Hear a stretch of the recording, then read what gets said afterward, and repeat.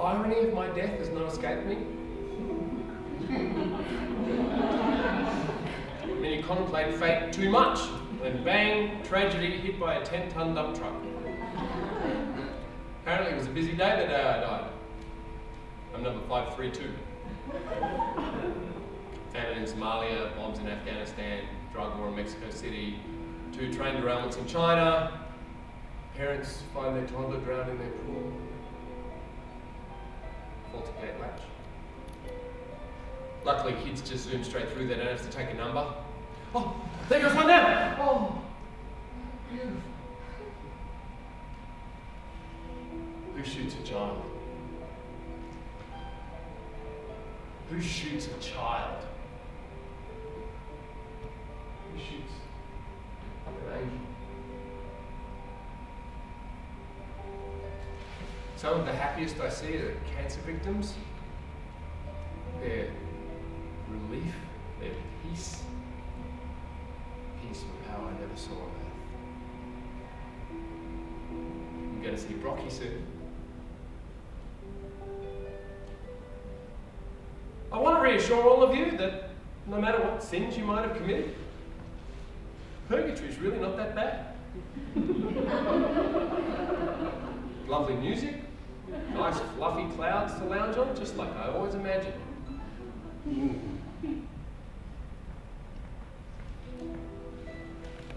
Yet for all this peace, I still have an uneasy feeling. Feeling like I'm looking at this waiting room to the afterlife through some sort of window, even though I'm inside that window myself. I keep looking behind me, thinking I'll be able to look through another window into another space, as though what I see is what I imagine, but not what's really here. Makes me think that if on Earth I had a different image of the afterlife, then I'd be inside that window now. Like if you imagine all 9 circles of hell like Dante, or imagine yourself being reincarnated, whatever that would look like. Ew. Then that's what you would experience. There was this woman in front of me in line. She was crushed by her own Land Cruiser in her driveway. She got out to move her child's scooter and the cruiser rolled anyway. She said that there is a hell of sorts, but when I asked her more about it, she said she'd heard it's nothing.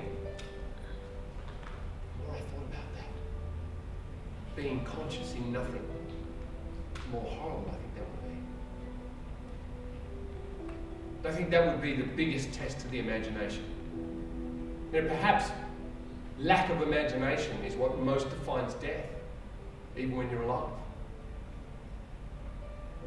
Anyway, better not muse too much more on all this metaphysical stuff. I mean, I really thought I was only on Epiphany at the end of part 1. I really thought I saw the light. It was 2 lights.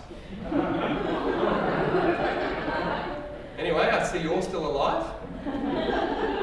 Thanks for the cards and flowers. Man, epiphanies are overrated. Mysteries are energizing. I wonder if that clock is still there. Oh! My number's up. And you thought that was just a turn of phrase. I'll see you on the other side. I know you're just dying to find out what's there.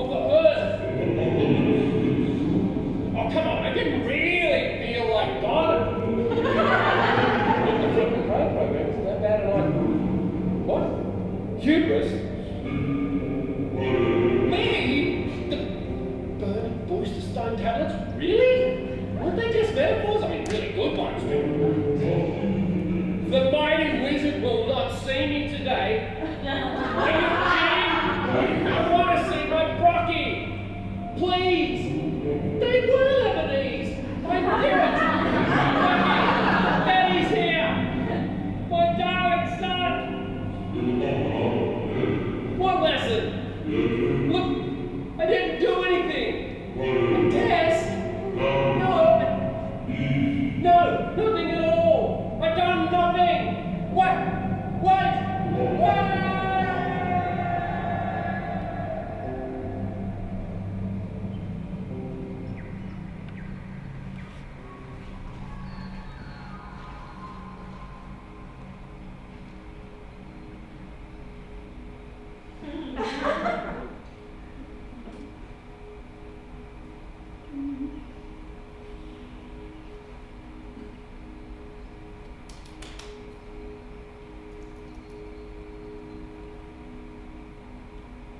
My Omega has reached its Omega.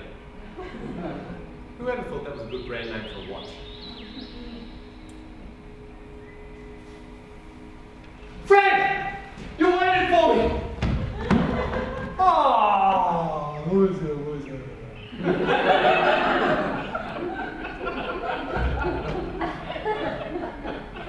It seems I've been sent back to the garden.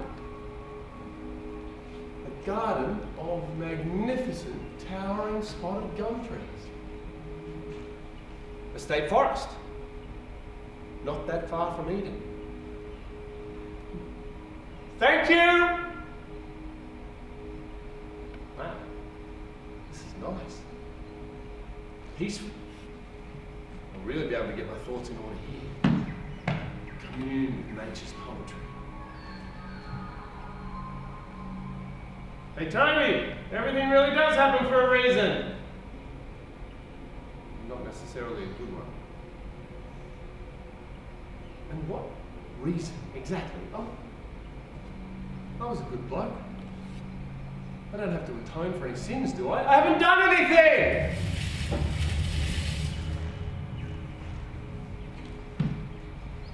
Fred, as we've discussed, two things cannot occupy the same space at the same time. Two times can occupy the same space. But can one person occupy two separate spaces at the same time? Am I here? Was I really holding a deli counter ticket in purgatory? Seems absurd, but real. It's a test. This is a test. I love tests! Okay, what do we got, Fred? A new posting. Looks like we look after loggers when they use this road. Seems like never. Activity seems far enough away, outside the state forest. Maybe this is an auxiliary road for when the main road to the highway is blocked. The road less travelled by. Clever! Crikey, Fred, that truck's got a huge load of logs. Should we be down there? Oh, the highway takes a really sharp turn down the hill. Should I abandon my post? Is that my test? No. No, my responsibility's here. Anyway, the truck makes the cars behind it slow down. Lucky for them. You don't want a truck behind you, believe me.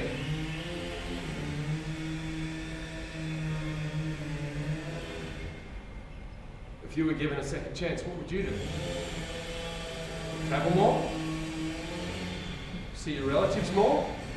Or less? Save your money? Spend your money? Me, I'm buying real estate. Is that my test? What is that?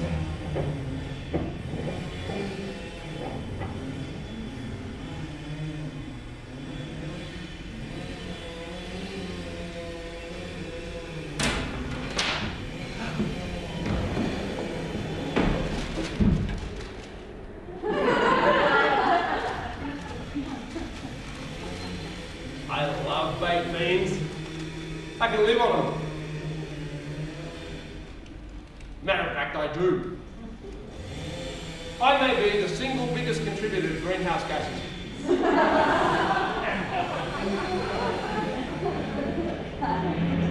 Maybe it's time to refine my palate.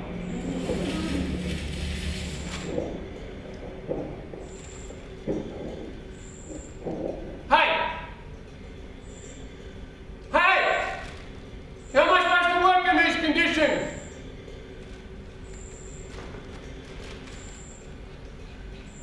Station 2 to Station 1. Where's my light? Don't I get a light? In the esky? No. Okay.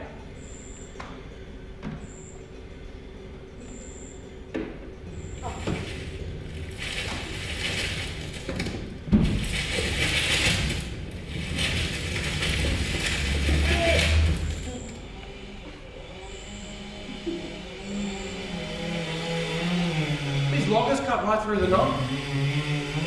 What's the hurry? The trees aren't going anywhere. Well, to the pole eventually, so we can wipe our bums on them eventually. Rather ignoble end in both senses of the phrase, but necessary. Is my test to come up with a replacement for toilet paper?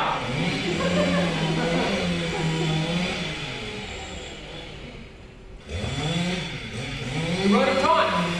If I move this way, I'm 5 seconds earlier than where I was at 0. But if I dash this way, I skip ahead in time, sort of like standing in the middle.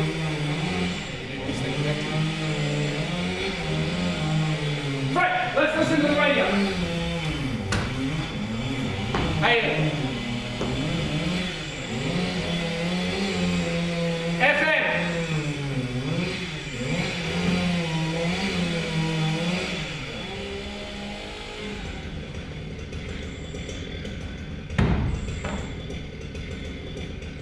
Okay.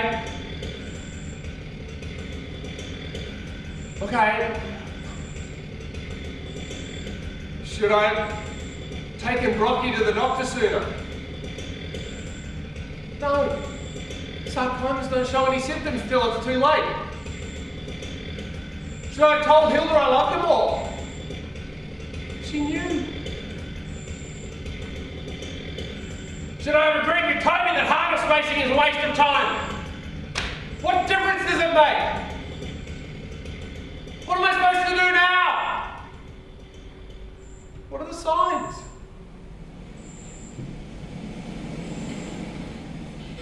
Ah. Listen.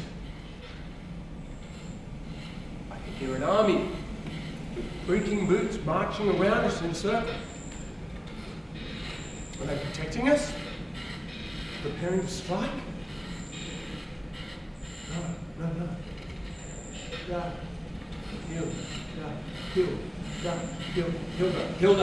Hilda, is that you? No, of course not.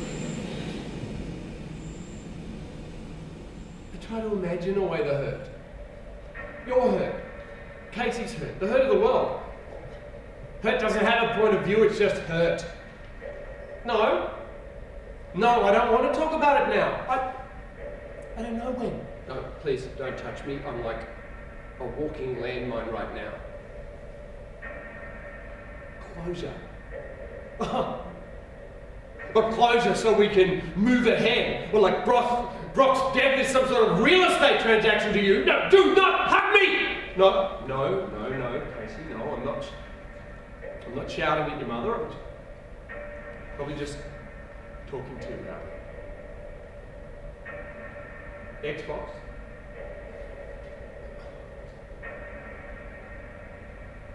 I can hit Rocky's points. No, look, you go and do that, darling. I've got to go back to the uni and mark those papers. And I got in my car and drove to the staff room and smashed the walls with my fists.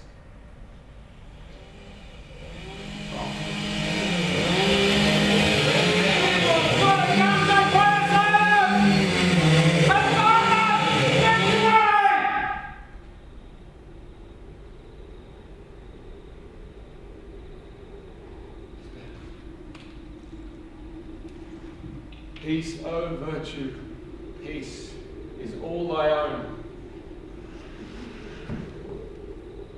Some people find it, some people never do. Is it at the bottom of a cliff?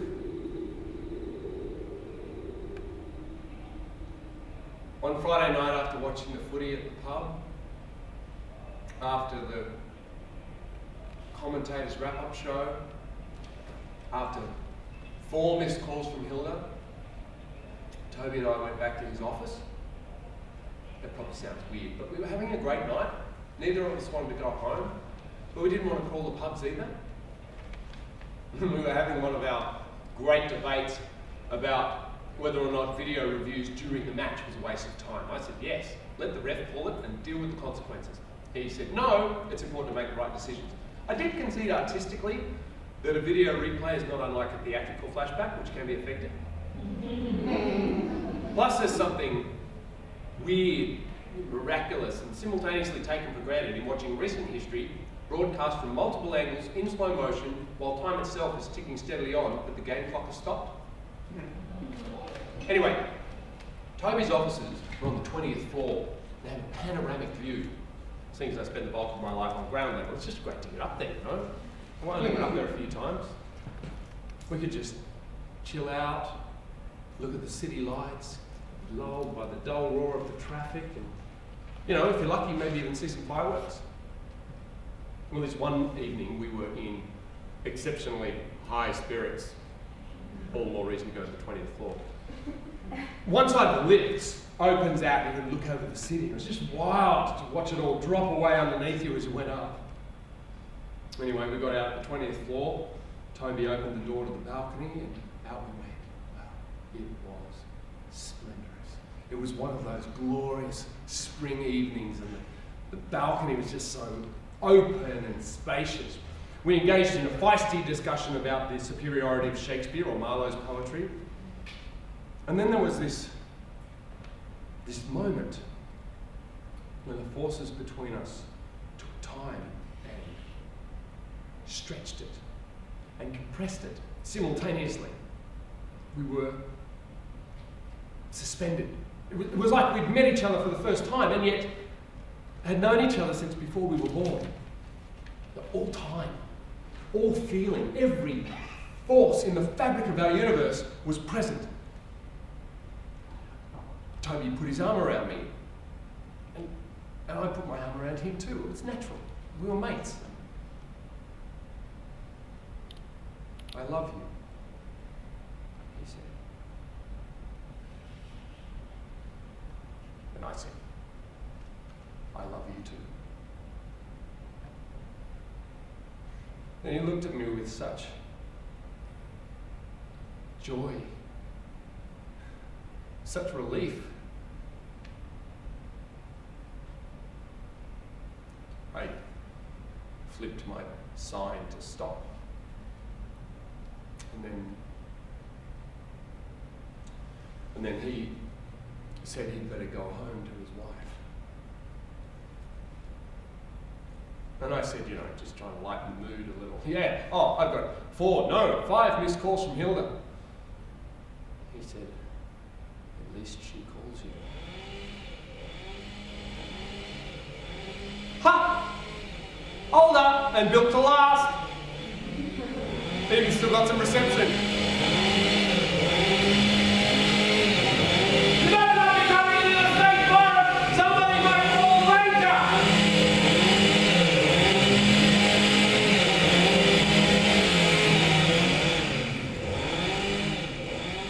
What do you mean you can't stop it? He's only 7, he hasn't done anything to get cancer. We never even gave him red cordial. Well, what do we do now? But how did he get it? But there has to be a cause for this effect. That is an immutable law even in literature. Can't you find the cause? Well, what's the prognosis? Bad luck. That's a rationalization, not a reason. There's nothing to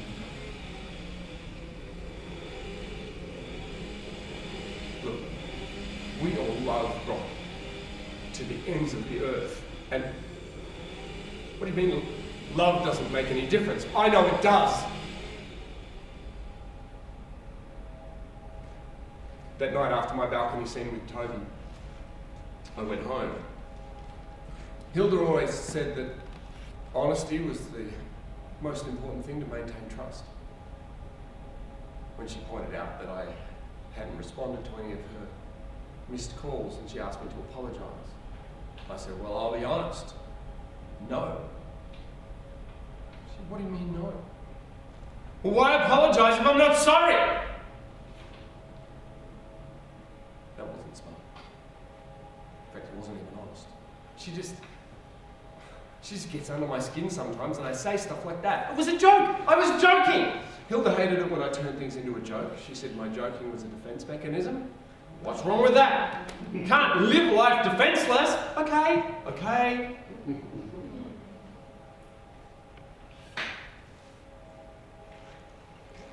Hilda? Oh yeah, a cuppa would be nice, thanks. Hilda, something. Is Casey asleep? Honey, something happened tonight with Toby. We were having a great night, lost track of time, just great conversations. You know, like he and I always had. Tonight, well, the last thing was Shakespeare versus Marlowe. I was saying Shakespeare always gets the attention, but Marlowe's mighty line has guts. Yeah, of course we can have those conversations, but I know it's been a while. Look, anyway, Toby had had a few drinks, I'd had a few drinks, and we met on this open level. Well, we were on that big office balcony. She thought I was laughing at her. No, I'm not laughing at him either. I know he's a sensitive soul. It's just, I don't know. It wasn't funny then, and it's not funny now. It's true. We felt elemental, intimate love.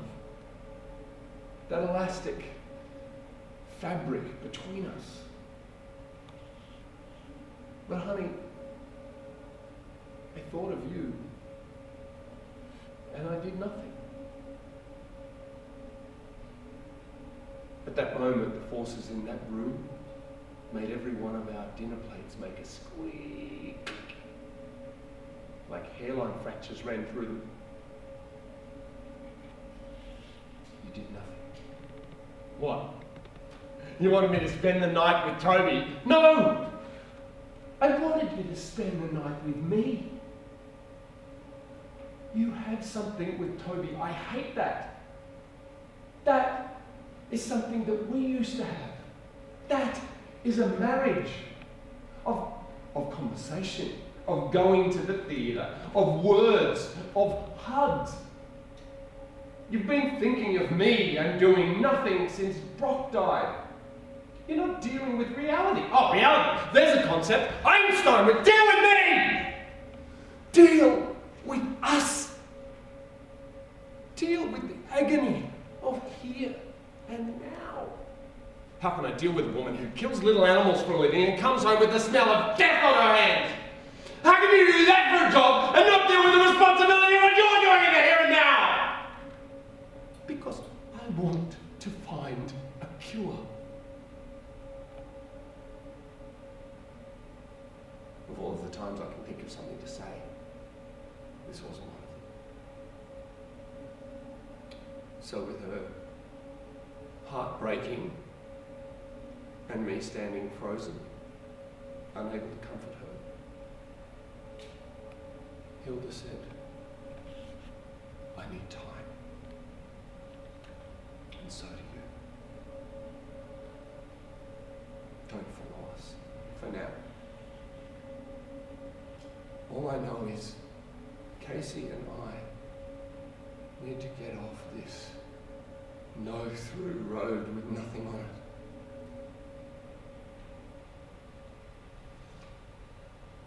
The next morning I watched Hilda and Casey drive away.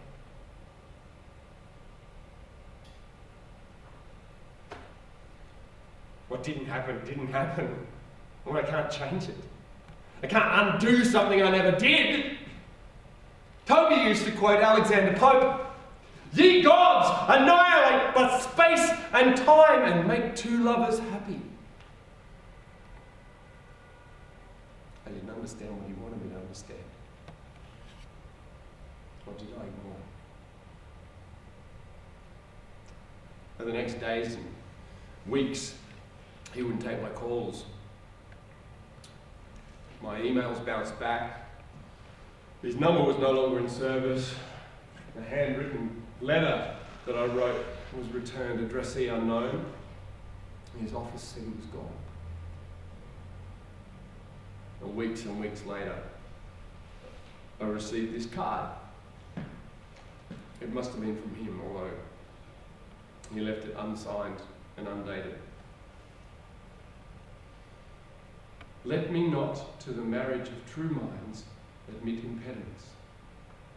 Love is not love which alters when it alteration finds, or bends with the remover to remove. Oh no, it is an ever-fixed mark that looks on tempests and is never shaken. It is the star to every wandering bark whose worth's unknown, although his height be taken.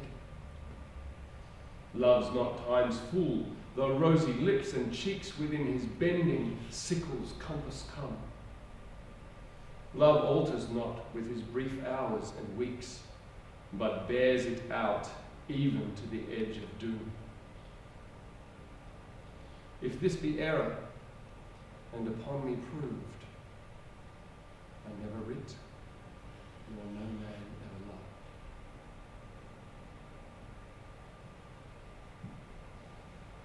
Sonnet 116, Shakespeare.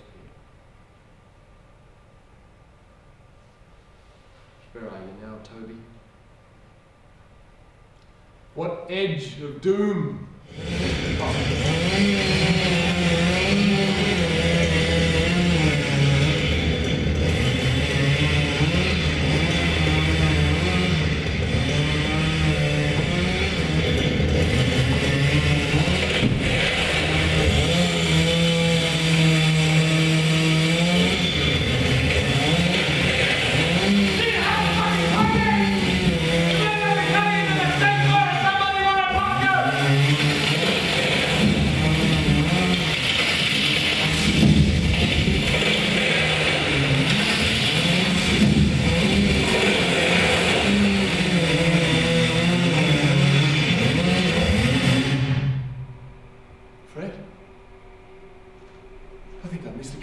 Your personality.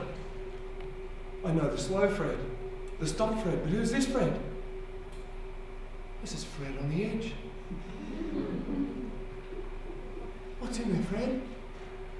The mystery, the bridge, the deep space, the true fabric of time. Vast possibilities link slow and stop. While man's world can be reduced to ones and zeros, there's infinity between the slow of the one and the stop of the zero. Here is creativity. Here is the undefined. Here lies the unsaid. If I showed the edge of the side of the traffic, what would they do? Confronted by this mystery, most drivers would ignore it. Think it was a joke. Be momentarily confused, but drive on. Is this what happens to the depths of us that never see the light of day? Inspirations that we catch a glimpse of, but dismiss. And inside this edge must lie the true fabric of Einstein's theory of time. Made up possibly of threads of string theory, deja vu, premonitions, haunting memories. Ghosts of the people who sat in those seats last night and the images of the people who will sit in them tomorrow. They're all a part of you, Fred. But I can't get inside it.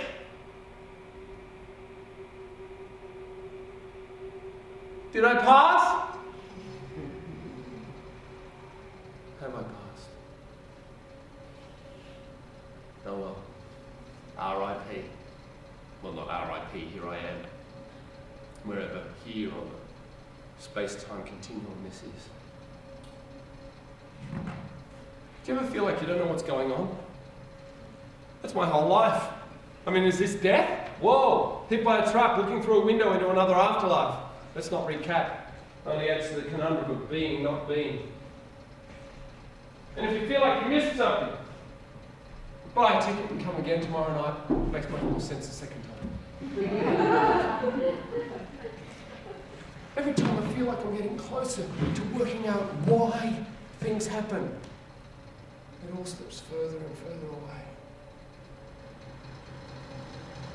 Can I go home now? Time is growing heavy on my hands.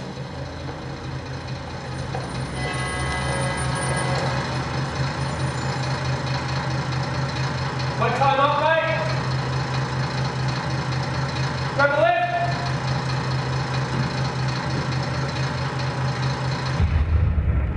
Thanks, mate. Hey, nice tattoo. Sharon. You look familiar, Bluey. Have we met before?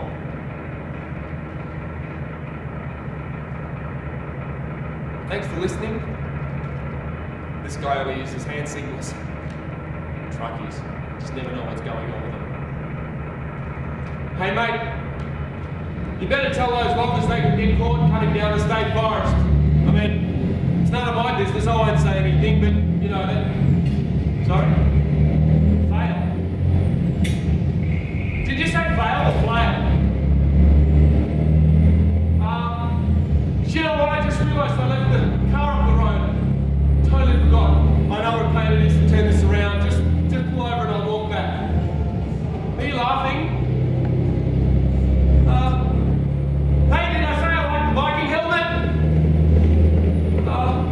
Whoa! Slow down, Bluey! There's a big... Oh, good. You know the road. So what did you mean, fail? Lady? You right? Whoa! Oh, you farted, didn't you? Oh, you devil. Oh, it's bad. Let me out of here. Oh, it's not fun. Let me out of here! Oh, God. Is that a river? Why are you sitting over the river? This rig is too big for the bridge!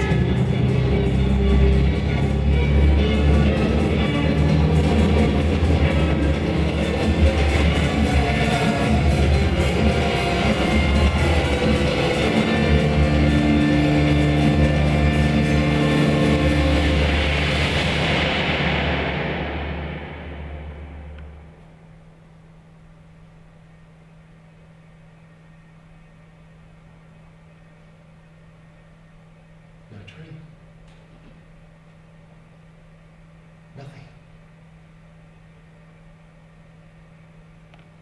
It's nothing. Nothing doing. Doing nothing. Fred! Oh. Oh. What's happened to you, Fred? What's happened to all? Between the idea and the reality, between the motion and the act, falls the shadow. Between the conception and the creation, between the emotion and the response, falls the shadow. Between the desire and the spasm, between the potency and the existence, between the essence and the descent, falls the shadow. For thine is, life is. For thine is the... This is the way the world ends. This is the way the world ends. This is the way the world ends, not with a bang, but a whimper. Is there no formula? Is there no reason? Life was once so full of life. Doesn't matter. It is of itself. It is its own value. And that is nothing. And everything.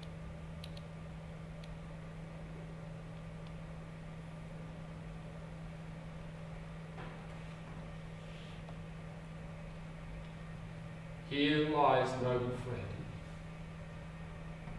a great companion, a true comrade, a sign of the times. From dust to dust.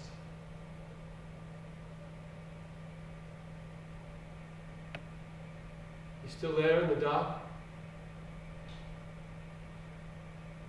I'm there and here. The collective force of inertia. An audience watching. Are our revels now so ended? Tomorrow and tomorrow and tomorrow creeps in the petty pace from day to day till the last syllable of recorded time.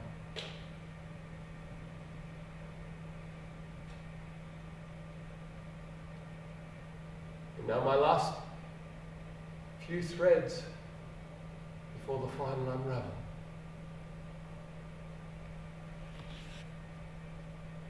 I'm so sorry, Hilda.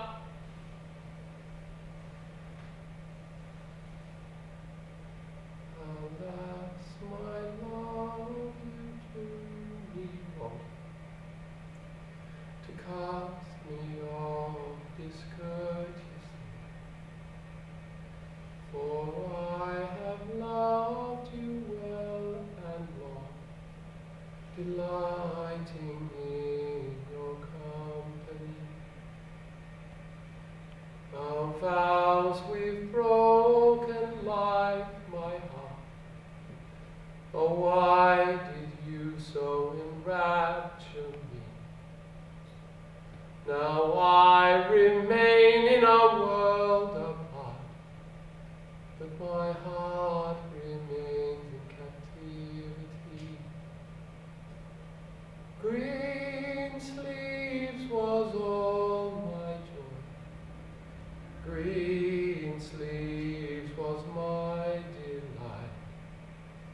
Green sleeves was my heart of gold, and who but my lady green sleeves? Now I will pray to God on high, that thou my constancy mayst see, and that yet once before I die, thou wilt vouchsafe to love me. Green sleeves was all my joy. Green sleeves was my delight. Green sleeves was my heart of gold, and who but my lady green sleeves?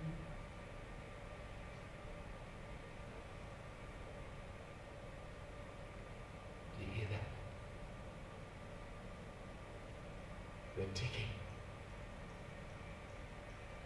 I know it's soft, but it has been ticking since.